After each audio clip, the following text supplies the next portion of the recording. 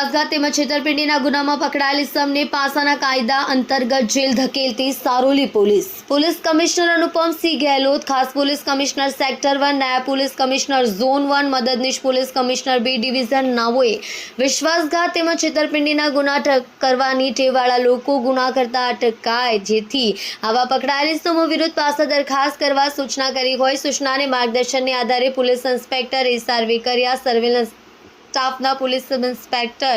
SB Nakum, assistant head constable Bhaveshbhai Vaghjibhai, assistant police constable